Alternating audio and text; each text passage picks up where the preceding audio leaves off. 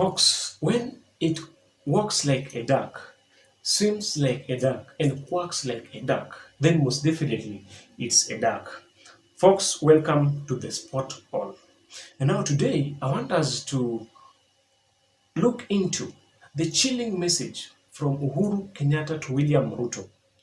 And this particular message was delivered when the former head of state, you know, when they had gone to condole with the family of the late Professor George Albert Omure Magoha at their Lavington home.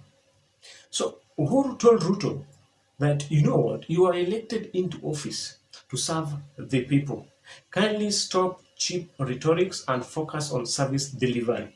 He went ahead and laced this particular statement, uh, you know, by saying that there are people that when they get opportunity to serve, instead of providing that particular service, they go ahead and just make a lot of noise. And this is akin to saying that empty debate makes a lot of noise. Folks, that particular statement, it is disturbing or it's chilling because this is a statement that is coming from immediate head of state.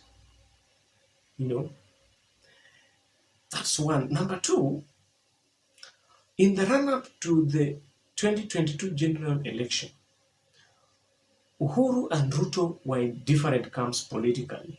You know, so actually, I can say that this is the first time that we are being treated to, a public spat between immediate head of state or a retired president and a sitting president. This is something that has never happened in the country before. And being that it's happening for the first time, it's something that cannot be taken, we cannot take lightly. So the thing is this: Uhuru is telling Ruto indirectly that, you know what, work for the people. Stop focusing on me and work for the people. So Uhuru can take advantage of the current political, environment that we are currently experiencing as a country, and maybe go ahead and destabilize Ruto's government indirectly. That is through the use of proxies. Maybe he can sponsor some demonstration. He can. That's the only way that he can destabilize Ruto's government, because through demonstration and all that, Ruto's government will not be able to work. And maybe what could prompt Uhuru to do this? One, maybe Uhuru might be interested to prove a point after some time. That remember that last year he told Kenyans that Ruto is not the right person for this particular job. So maybe he can take advantage of that particular situation and say that, you know what, this guy maybe have to do everything possible within my means to ensure that he fails. That is what now. That's what I mean by destabilizing his government. So just to prove a point, because he had warned Kenyans that he's not the best bet, so he can do everything possible to ensure that Ruto fails. Then later on says that, you know what, time has vindicated me. I told you that this guy was not the best bet, but you people, you did what, you didn't listen to me, and you decided to vote him in to become your president. So there's that particular possibility. It's likely to happen. Another scenario out of that particular statement, remember that when Uhuru was handing over power to Ruto, he was doing it not because he liked what he was doing, but because he was being compelled by the constitution to do so. So yes, he handed over power, but deep inside, this somebody was wounded. So when he get an opportunity to strike, I want to assure you that he will definitely strike without blinking an eye, just to prove a point that, you know what, I said about this, but you didn't listen to me. So these are now the consequences. So I want us to look at the causes.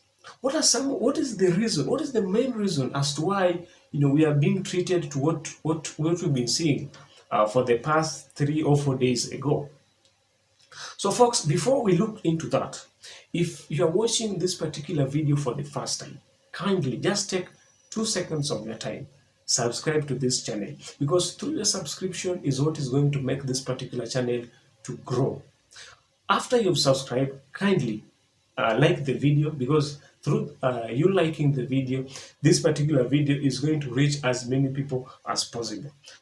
Then go ahead and turn on your notification bell so that the next time we post a video, automatically YouTube is going to notify you. And those who have subscribed, thank you so much for your continued support. When Raila Amolo Odinga held his first what he called consultative rally with the people at Kamkunji grounds, when he jetted back to the country straight from South Africa, the government accused him, or accused those particular rallies, that he was being sponsored by people who didn't want to pay taxes. After some times, this particular statement had camouflaged, and he said that there are those people who are in power who thinks that they are supposed to be exempted from paying taxes. And if you record those particular days, if you can recall so well, they even went ahead and accused Johnson Sakaja and told Johnson Sakaja, you know what, you're the person who sponsored the Kamkunji rally. But now, what changed the tune? When they say that when the president said that there are some people who are in power and they don't want to, they're frustrating the government's plan of ensuring that each and every Kenyan pay taxes. And immediately, we saw a section of senators from the mountain holding a presser and accusing the former president, President Uhuru Kenyatta, that he doesn't want to pay taxes. Actually, that's the day that's the day that it dawned on me that, you know what, the person that the president has been referring to since all that particular time, is his predecessor, Uhuru Kenyatta. Instead of those particular senators going somewhere in a hotel and making those particular accusations to the former head of state, I was expecting KRA, to serve the former head of state and tell him that, you know what, we expect you to pay the following amount of money, or this is what you owe us as a body, because they are the only body mandated to do what? To collect tax on behalf of the government, or on behalf of the country. So I was expecting maybe a figure. They serve the president on the exact amount of money that they expect from him, and maybe the modalities on how that particular amount of money can be paid. If in the event that they serve the president and the president, failed to honor what he was supposed to do, then they have got the right to go further to the court of law. But because they didn't want to go through that particular direction, it makes me doubt the authenticity of this issue of tax evasion. Because if there's an issue, that issue is supposed to be dealt with by the body that is in charge, and in this case it is KRA. So it means that all this particular accusation may be because based on the right procedure that maybe I was expecting them to do, because that has not happened. To me, maybe they are just allegations, maybe political allegations, because I was not expecting senators to hold a presser, to prosecute issue to do with taxes, because we need those taxes so that at least the country can develop, and so that at least we can reduce our borrowing, from external lenders. And that one being that did not happen, I had a question mark. And folks, let me tell you something. This issue of taxation, it's very funny. Are you aware that in the year, is it 2012? Are you aware that in 2012, the parliament by then had passed a bill the bill that exempted retired presidents from paying some land rates? I don't know whether you're aware of that. If they want to amend it, they have to go back to the parliament and say that, you know what, this one and this one has to be quashed, so that at least Uhuru can now start doing what? Paying those land rates. Up to date, folks, that has not happened. So my question is this. Is it just, maybe are they just targeting Uhuru for the belief that Uhuru is sponsoring Raila's rallies?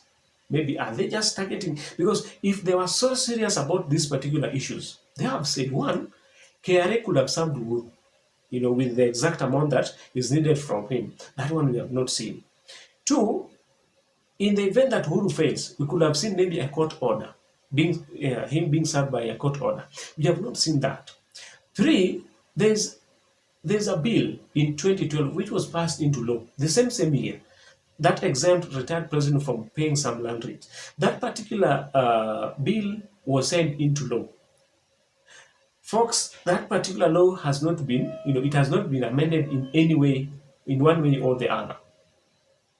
So my question is this: if these people have not done all this, and instead of maybe following that particular procedure, they are prosecuting this particular issue, to rallies, political rallies, they are presenting it to the public, so at least the public can have their opinion about it. But my question is, even if the masses say that Uhuru is supposed to pay tax, that everybody is supposed to pay tax, which is so true, are they helping? Like, in the end goal, are they helping? Are they trying to achieve whatever they wanted to achieve? My part in short is this: if President Ruto was so serious about this issue of taxation, he could have taken those particular measures. I've talked about, court-wise, through KRA and serving the president and telling him that this is what this is what you owe us, and also amending that particular law that exempted retired president from paying some land rates. So if he's so serious about it, he's supposed to, amend those, he's supposed to work towards those three solutions. Through that, maybe people will take him seriously.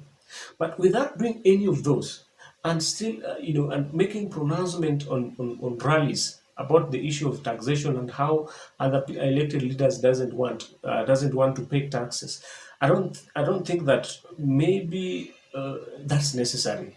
And in the long run, Ruto is maybe wants to,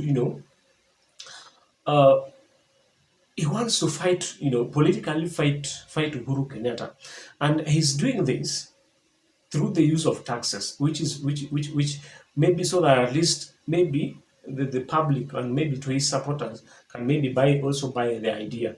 And the reason as to why Uhuru wants to politically, the reason as to why Ruto wants to politically fight with Uhuru is because most likely Uhuru is, contributing in one way or the other in these Azimio rallies, and maybe Ruto wants to cut that. I think this is what the government of William Ruto is supposed to do. Is supposed to, treat these two individuals carefully, because remember that this time around, nobody wants to, we are not into an electoral battle. Nobody wants to win an election.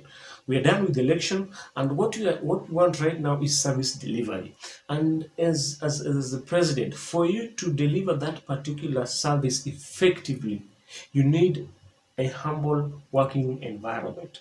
And if this particular gentleman decides to make that particular environment tough for you, I believe that it will not be a walk in the park for you to deliver on what you had promised Kenyans, or based on your manifesto. So you need to treat carefully for this, between these two particular individuals. If I were you, maybe you could find a way to bring one on board rather than opening war, on both of them, and that's very dangerous, because I believe that they're in a position to create an environment that will not make it possible for you to do what, for you to deliver based on what you promised Kenyans. So focus, but maybe in the long run, fight with the Uhuru. I don't think if it's a good thing. Whether you're doing it through taxes or any other way, I don't think it's something that maybe it's sustainable. In the long run, it's going to have a lot of impact in your government. I don't know what you think. You can tell me what you think in the comment section. But once again, thank you so much for watching. And once again, kindly subscribe if you've not subscribed.